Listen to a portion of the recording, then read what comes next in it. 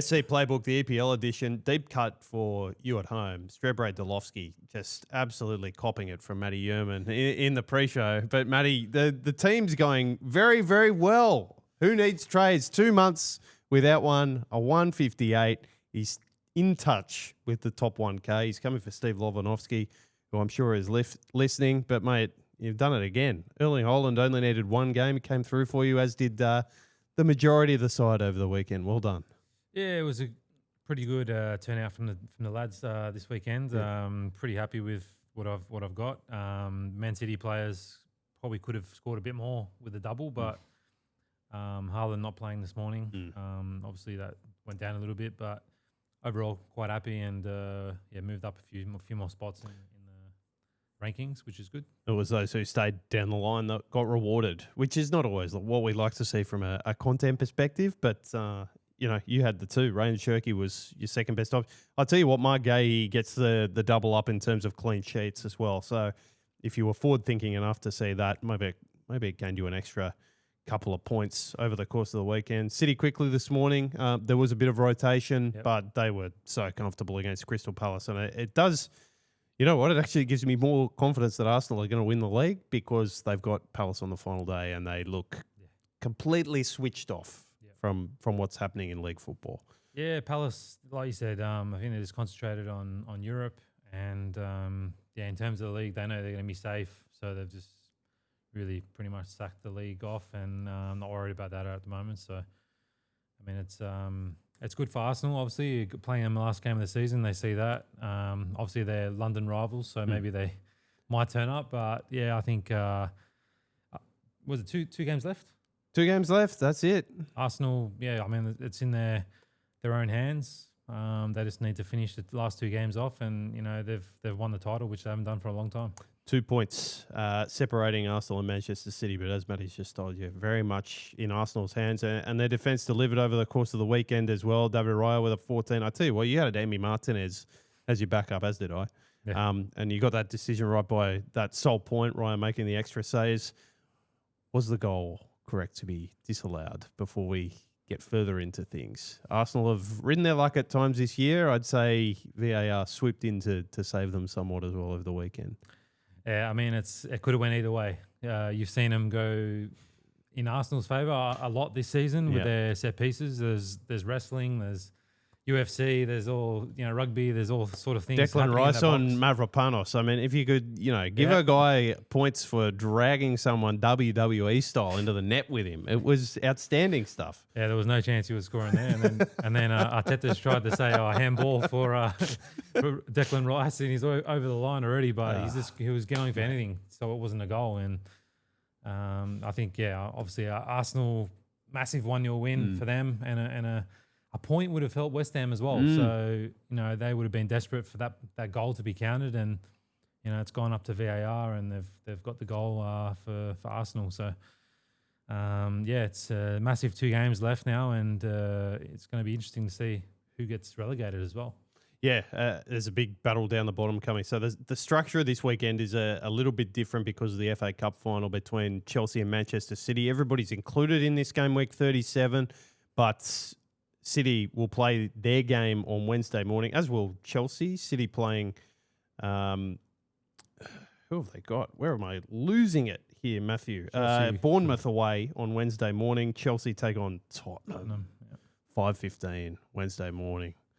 Massive. And there was a big decision in that Spurs game as well. James Maddison making the return and obviously a big shout for a penalty. Massive shout.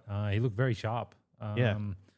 Maddison, he's been out for a long time with ACL, and it was good to see him back. And that one could have easily been a pen. And surprisingly, it went up to VAR and it was chalked off straight away. So, Spurs fans would have loved to have a late goal in the last minute against Leeds, but it goes on to the last 2 games, and they've got it in their own hands as well. If they can get a result against Chelsea away, I think, West Ham's playing Newcastle away as well. It's 2 tough games for both of them. So they could end up with no points again this week and go into the last game of the season, who I'd like to see who they got. They got Spurs on the final day are at home against Everton.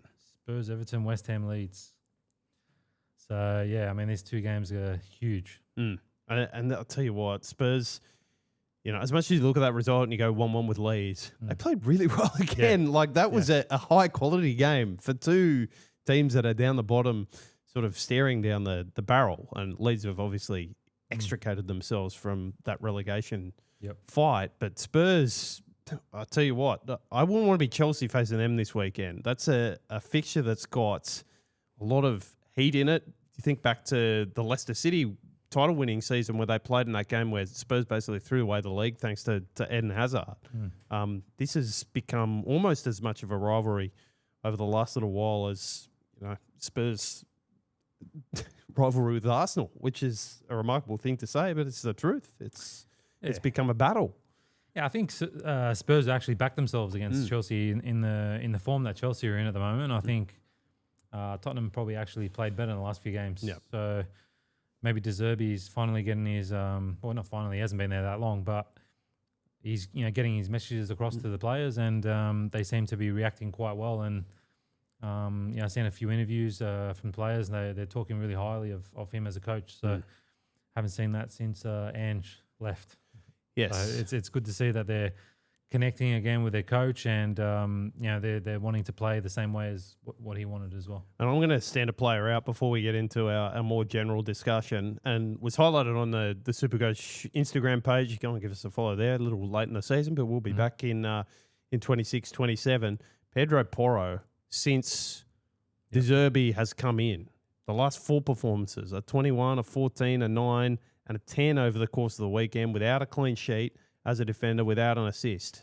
He is racking up some big points, become more crucial going forwards. He's someone you can look at if you're looking for something a little bit different in your defence over these last couple of weeks. You're chasing ranks, whatever. You're chasing head-to-head points, as you are, over the next little while. Not that you can make the trade. Pedro Porro is one I'd stand out as, hey, this guy's going to have a flying end to the season, particularly the way Chelsea are playing at the moment, where they're sort of throwing caution to the wind as well. What did you make of their performance against Liverpool? It was the early kickoff, and Liverpool started really strongly and then just faded out of the game after Enzo Fernandez found the back of the net. Yeah. Or was it Wesley Fofana? Doesn't matter. Yeah. Well, I think, I mean, it was a good start. I saw, it was a great goal from Gravenberch, and then, just sort of the game sort of dulled away from us, and, played into Chelsea's hands a little bit with Fernandez getting that goal. And, I think you could see both teams sort of aren't in the best of form, and they're trying to get a win, but I think a draw was probably fair in the end from both teams. And I mean, Liverpool, I think they're ahead of Chelsea anyway, so they really needed to win more than us. So not a bad result in the end, but sub was life for me. Scored 7 points, so not too bad. I'll tell you what, they credited Enzo the goal as well. So I'm delighted with that. That's 10 points totted up. He would have had 1 point without that goal. So that is a very, very important one for my week and my outlook. You've got him. Nice. Touch towards your top 1K. I'm touching towards the top 2K. As long as we can just hold on, gripping very tightly to those positions at the moment. Fingers crossed that we can find our way home. Right, let's have a look at some of the players most traded in this week. I'll tell you what, there's not too many with trades left, but they are going towards Bukayo, Saka, the ones that do have them back. It's the 9K, it's the Arsenal back in form, it's the performances over the last couple of weeks. Was good in the Champions League game against Paris Saint-Germain during the week, and it's the game against Burnley coming up for them on Tuesday morning. We talked about the City and Chelsea games coming up. They offer loop options, but Arsenal actually do as well with that fixture on Tuesday morning Australian time. And Bukayo Saka has suddenly become someone, Matty, who's fit, starting, and looks to have his heart set upon claiming what he feels is rightfully his spot in Thomas Tuchel's World Cup squad. Yeah, for sure. I think he's coming into good form at the right time of the season. Arsenal fans will be buzzing with that. And if I had trades, which I obviously don't, it would be him or Gyökeres I'd probably bring in this week. Yep. Playing against Burnley at home. They're 2 games away from winning a title. I can't see them scoring less than 2 or 3 goals here. So I think Arsenal assets, especially in the attacking half. They could be valuable players to bring in this week. And it's interesting. I think they're the only two certainties to start at this point. I think maybe you could put Trossard in that category. Rice is obviously playing more as a screener, which hasn't been great for owners over the last month or so. He's sort of been there to provide the balance, particularly with Odegaard back as well. He's taken some of that responsibility off him. Not that I think he's done it particularly well. Saka did only record the 4 against West Ham, but was close on a couple of occasions. I think he's been worked through that to make sure that he's fit again. And that Burnley game smacks to me of something very similar they put together against Fulham, where they just attacked from the first whistle. They were throwing numbers forward, and he's a big part of that when things are going correctly. I like your shout on Gyökeres as well. He looks such an improved player from his first half of the season at the club. And it's not that he's doing anything particularly different, is it, Matty? He's still, trying to win those long balls, and he's just doing it more effectively, bringing others into play, and most importantly, taking the opportunities when they fall his way. He's the first player, I think the statistic was since Alexis Sanchez to score 20 goals in all competitions for Arsenal in his first season at the club. So at the end of all of the discussion we've had about him this season, I think he's going to go down as a club success, even if he hasn't gone down as a Supercoach success for holders at different times this year. Yeah, definitely. I think, for him, he's come into a big club. They've brought him in to be a difference to win the title. And, I mean, at the moment, they're 2 games away from doing that. So, I think, he started a bit slow, but, I mean, he scored more than 20 goals now, like you said. That's it. That's got to be a success as a striker. That's what you're judged on, when you've had a big signing come in. And, I mean, Supercoach, maybe that's a next season thing where he just takes off from the start of the season. But, you got to be fair sometimes to give these players a bit of time to adjust to a new style, new league. And to be fair, it's take 6 months isn't too bad to do that. And, he's got used to his teammates, his coach, what kind of style they play, and now that he's scoring a lot of goals and assists, so it's good to see. He's had double digits every other game, basically, since the win over Leeds at the Emirates. So that tells you that suddenly there's a little bit of consistency developing there in his play as well. I'll put it to you this way then, as we always like to do. If it's one or the other, who are you going for, Saka or Gyökeres?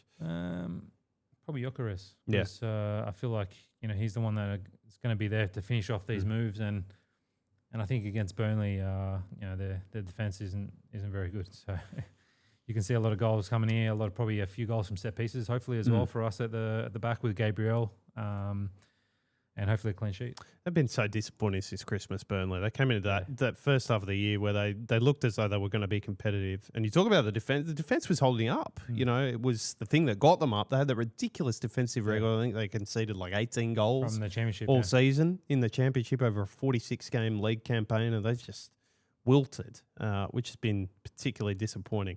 Second most traded in, and this is someone we've been speaking for a little while, James Tarkowski, 9.4 mil. Everton have a funny little run-in where they take on Sunderland at home, who are going to be on the beach, and then have a trip away to Tottenham, which this season on record is actually easier than having Tottenham visit you. But I'd be very confident in bringing him in if you're outside of a Gahey. The other big move outside sort of Gabriel and Gahey this week has been Willie Saliba, given his return to consistent form for Arsenal and, consistent fitness more than anything. If you're partnering Gabriel, you're going to be picking up points in a defensive sense. But that's been an interesting little battle between those two for the most popular traded in defender this week. Yep, for sure. And I'm quite happy with having Senesi still as well. So, that's a great shout, actually.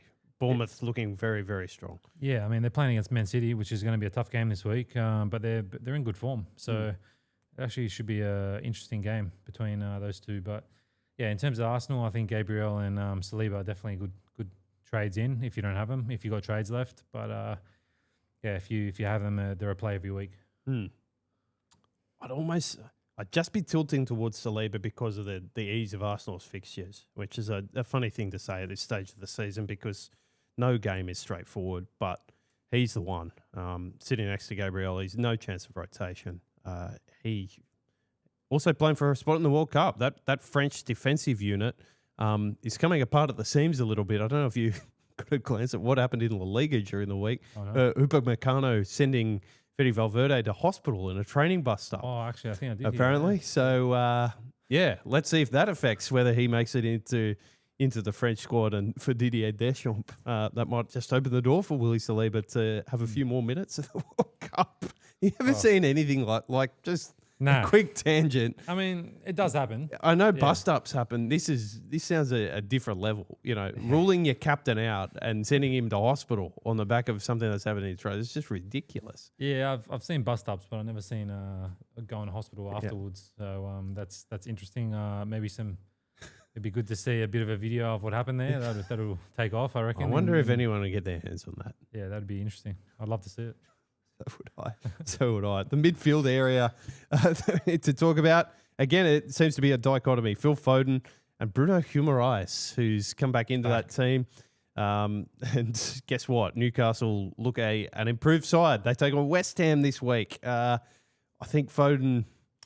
Look, I can almost argue that Guimaraes is the safer bet because I don't know if Foden is going to be rotated or whether the back heel this morning, does that keep him in the starting 11 for Pep after he's fallen out of things? What are you thinking around those two, Matty? If I had to bring one in, I'd bring in Bruno because he's been out for a while and he probably wants to finish the season with a bang, and he's just so important for Newcastle. So I feel like they're a different team with him in the team. So I'd probably bring in him for the last two games, but yeah, I mean, depends on your team setup and what you need. But one thing I wanted to ask you was, you've sold the Kuiper, haven't you? Yes. A long time ago. Yeah. Because he's had a little renaissance as well. Yeah, a couple of assists on the weekend, which was nice to see. If anyone's held him for that long, but what's he at? His percentage was playing Wolves, so that does make things a little bit easier. Yeah. But he's been played in that position. They've flitted between a back four and a back three at different times this year, Brighton. He and Van Hecker have been sort of that second, third tier of consistency of players. The main thing I had with De Kuiper was that he was falling in and out of the team each week depending on what the coach did with the lineup. Now that he seems to have bedded in, who knows? He may well be a look ahead to next season. And Yakuba Minte, who we were waiting for, finally delivers as well in that game against that is a big caveat. The already relegated Wolves, but if you'd planned everything nicely enough to fit them both in, well done to you. Does Foden start in that game on Wednesday, or is he starting in that game on Wednesday because he hasn't played the FA Cup final, for example? That seemed to be the rotated squad that Pep used this morning against Palace. I feel like he could play again. He's been out of the squad for a while, hasn't he? It's a big watch. I tell you what, it's a big watch. What happens to that FA Cup final on Saturday night? Definitely. And for all the mail that you can sort of find online before that, it's fairly early kickoff at midnight. And if you're holding on for trades, maybe just be a little bit reticent with that and make it happen late. Yeah, I feel like he did do a lot of rotating this morning with the team, and that's probably because he's got other players that he's going to start on the weekend. I mean, Foden could play that EPL game next week, depending on what happens on the weekend and how much he lets them party if they do win. That's well put as well. There's been a thought around Antoine Semenyo as well. He did play both games over the course of this little double game week for them. I have to assume he's going to be in the squad for the cup final, and then can you back up and play those 4 games back to back ahead of coming into that final day? He's probably the one I'm looking at in terms of rotation as a risk more than anybody, but at the same time, there doesn't really seem to be anyone in Pep's squad that's filling his position consistently well. Savinho came into the team today, but was playing on the opposite flank, so maybe he is safe there. I don't know which way you're thinking about that. I can see Semenyo being a hold. I feel like he's starting almost every game for Pep since he's come in January, and the most important thing is he's playing against his old club next. So I think he would want to play that game and beat them. But get on the score sheet as well. So, and then they got Aston Villa last game. So these two games are important because Man City want to push to the end of the season. They want to push Arsenal all the way, and make sure that if there is a slip up, they're making sure that they win those two games to give themselves the best chance to win. You'll get minutes; it just may not be starting minutes, which is a risk you have to take. Whereas the two we talked about earlier with Gyökeres and Saka, I think can be fairly better on as starters. But if you want to go the City route, hey, it could be a point of difference to some others there. Igor Thiago in that list as well. Brentford's steam's got out of them a little bit, which is a bit of a worry, although they do take on Palace at home, and we've talked about their form recently. If you've got two trades, maybe have a look at doing that and go the if you've got two trades. Who am I talking to here? That would probably be what I'd be looking at. Make sure you got Thiago in for this weekend against Palace and then get rid of him for the final day where perhaps they have Europe locked up and they have to go to Anfield and take on Liverpool. Although there's a thought, Liverpool could be on the beach by then as well. It's getting to a really tricky time of the year. Yep. What do you make of Van Dijk's form? Only because that will directly influence what Thiago does on that final day. You looked an improved player, or is there still a few slip-ups in his game? Yeah, he's still an important player for Liverpool as a club and a team, but I feel like their defence as a whole isn't as stable as it usually is, and Thiago could easily go on the goal sheet. In that game, I feel like there's always one or two goals that can be scored against Liverpool these days, which is not a good thing. But I feel like, in terms of Van Dijk, I feel like he's still important. So if you still got him, I feel like he's a hold. Yeah. I tend to agree with you on that point. Lucky a little bit, Liverpool to only concede the one against Chelsea on the weekend. Yeah, I mean, they look sharp. Like João Pedro looked sharp. He could have got on the score sheet a few times, but so could Liverpool. So it was quite a fair result in the end. Liverpool haven't kept a clean sheet in their last 5 in all competitions, and they take on Aston Villa this weekend, which is a watch there as well for anyone holding their lot of defenders. Right, let's get to your team setup this week, Matty. I mean, the fact that all your players have stayed fit has been a really nice little... It's been a treat for you, hasn't it? And the fact they've all been starting 90 minutes and playing without missing games, really. Yeah, I mean, I really wouldn't have wanted to come into the potty with only having 6 players play. By this time of year. Something like and that, you've avoided it. So well done to you. That's foresight, mate. Just foresight. You look for players that are, got a good injury history and they're important players for their team as well. So most of these guys are playing because they're important players. They're paid well, and they the team needs them. So Ekitike would have played as well if he wasn't injured. But overall, I'm happy with him being my loop, and the rest of the teams, it's usually set in stone, but there's a couple that could come in. So the first one I'll ask you about is Malik Thiaw, because Newcastle suddenly look better and they're hosting West Ham. Although they'll be desperate, they're not exactly playing a great brand of football at the moment and looking likely to score a lot. Yeah, I think the defense is quite hard this week because you got Senesi playing against Man City. Yep. Where he's probably, in terms of form, they're the better team to put in. But I feel like Malik Thiaw could be the one to put in against West Ham. But West Ham are also chasing a massive result away. So it's a tough one this week. And then I've got Cucurella playing against Tottenham. So hasn't he looked lively recently? I know he only recorded the 4 over the weekend, but again, he's getting in attacking positions. Just looks so dangerous. He's going to be fun to watch for Spain at the World Cup as well. Yeah, he loves getting forward, and as a Supercoach player, that's what you want to see your defenders, especially your fullbacks, get up and try and score goals or assist. And he's back in form a little bit at the right time with the World Cup coming up. So that probably means, am I sensing you're edging towards the back 4 rather than playing the 5 in midfield as you have recently? Harry Wilson, I'm staring at as a bit of a weak link, but then he takes on Wolves this week, so maybe he's not.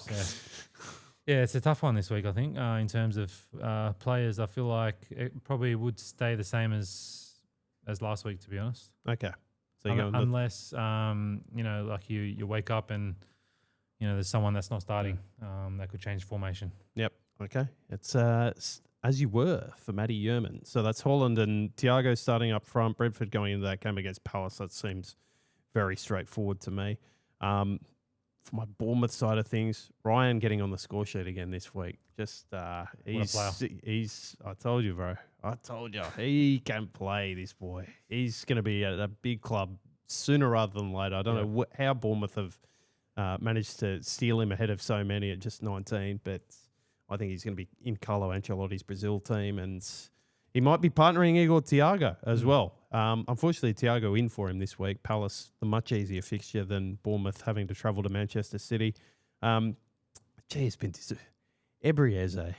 Man, what have I got to do to get this guy back in the Arsenal team after the performances he showed a couple of weeks ago? I don't think it's going to happen. So he'll be starting on the bench. Enzo Fernandez looks very keen on earning himself a new contract, so I'm very keen to keep him in there. Szoboszlai's been contributing for Liverpool without putting anything in terms of a goal or an assist recently, other than the one against Manchester United, which was handed to him on a platter. Bruno Fernandes is also due an explosion. Nottingham Forest at home this week for Manchester United, one of the early games. He's actually going to get my VC because of that. And then the fact that Arsenal and then Manchester City have the midweek games, we can adjust from there. What are you thinking in terms of your captaincy this week, Matty? I think there could be a VC on Igor Thiago against Crystal Palace or Bruno. And then the captain will go on either an Arsenal player or Man City player. So might even be an Arsenal defender for me, just to get that safe option. I am looking to explode up, but I'm looking at my explosive players. Not as confident in Holland against Bournemouth as I might be against some other opposition. And if Arsenal don't keep a clean sheet against Burnley, like something's gone badly wrong in the universe, really, for that not to happen. So Arsenal defenders as your captains this week, I think is the safe bet. If you're looking for something adventurous, Enzo Fernandez against Tottenham. He's getting into attacking positions. Harry Wilson against Wolves. Yeah, that's a good shout as well. Yeah. I don't mind that one. Bit of a pod move.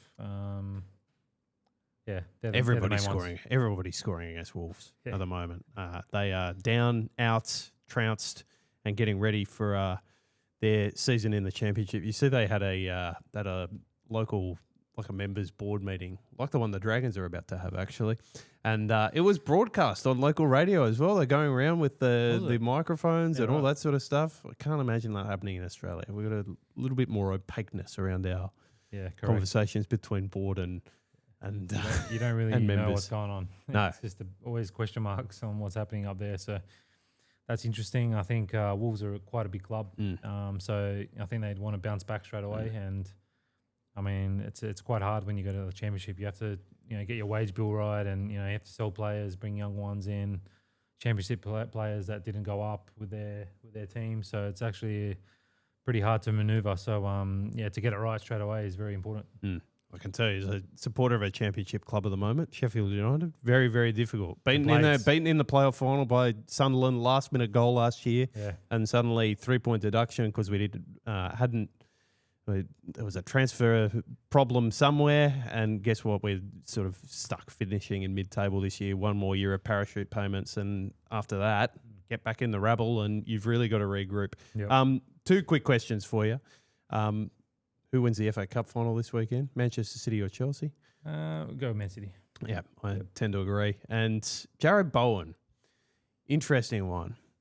What happens is a lot of speculation about what's going to happen to him should West Ham go down. So he's been offered a new contract. The word is that that's with a pay cut, but then there'd be a ratchet if he went straight back up to the Premier League. Does he stay there, or would he go to a club like Everton or Palace that you could see coming in for him and offering him the equivalent money to what he's on now?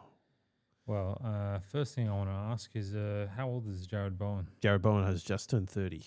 Okay, so he's still at a good age to keep playing, but I feel like he's West Ham through and through. Oh, he's just about to turn 30, sorry, I should say. Yeah. Yeah, I mean, he loves West Ham, and West Ham love him, but I don't know if he wants to go back and play Championship football, so that could be...